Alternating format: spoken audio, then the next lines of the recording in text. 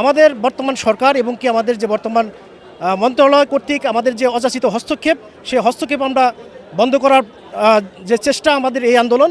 দর্শক, এই মুহূর্তে রয়েছি বাংলাদেশে পরমাণু শক্তি কমিশনে আগারগাঁয়ে তাদের প্রধান কার্যালয়ে। আমরা দেখতে পাচ্ছি আজ বাংলাদেশ পরমাণু কমিশনের বাংলাদেশের বিভিন্ন প্রান্ত থেকে তাদের যে বিজ্ঞানীরা রয়েছেন, তাদের যে গবেষকরা রয়েছেন, তারা আজকে এখানে এসে উপস্থিত হয়েছেন।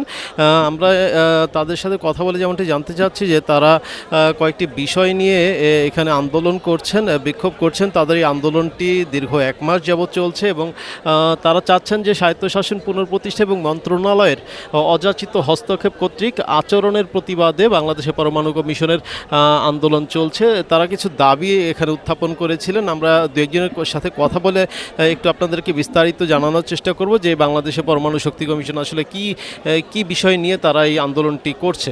আমাদের বর্তমান সরকার এবং কি আমাদের যে বর্তমান মন্ত্রণালয় কর্তৃক আমাদের যে অযাচিত হস্তক্ষেপ, সেই হস্তক্ষেপ আমরা বন্ধ করার যে চেষ্টা আমাদের এই আন্দোলন। আমরা চাচ্ছি যে আমাদের মন্ত্রণালয় কর্তৃক আমরা এই অযাচিত হস্তক্ষেপ আমরা কখনোই কামনা করিনি, আর আমরা কখনো কামনা করব না। আমরা চাই এই মন্ত্রণালয় অযাচিত হস্তক্ষেপ থেকে আমরা বেরিয়ে আসতে। আমরা স্বাধীন প্রতিষ্ঠান, আমরা স্বাধীনভাবে আমরা আমাদের কর্মপদ্ধতি চালাতে চাই, আমরা স্বাধীনভাবে কাজ করতে চাই।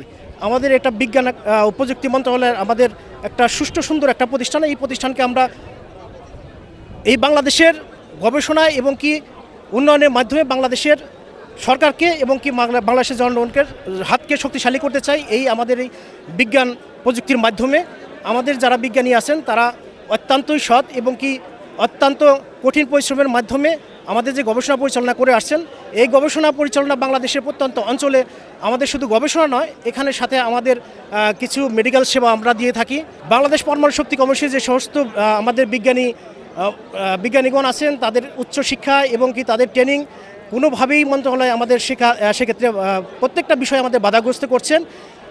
আপনারা ইতিমধ্যে জেনেছেন যে মন্ত্রণালয় কর্তৃক কিছু আমলা তারা আমাদের এই ট্রেনিংগুলো তারাই এখানে তারা সুবিধা ভোগ করছেন, কিন্তু সেখানে আমাদের বিজ্ঞানীরা সেই সুবিধা থেকে বঞ্চিত হচ্ছেন। এই আন্দোলন কর্মসূচি করছি আমরা 11 দফা দাবির মাধ্যমে।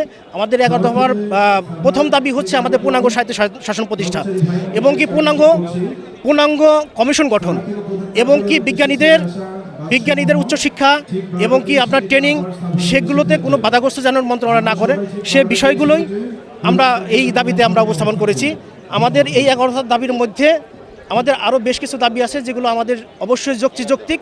এগুলো অবশ্যই মন্ত্রণালয় তথা আমাদের সরকার এগুলোকে গুরুত্ব সহকারে দেখে আমাদের দাবিগুলো পূরণ করতে আমার পক্ষ থেকে আমি বিনীতভাবে অনুরোধ করছি।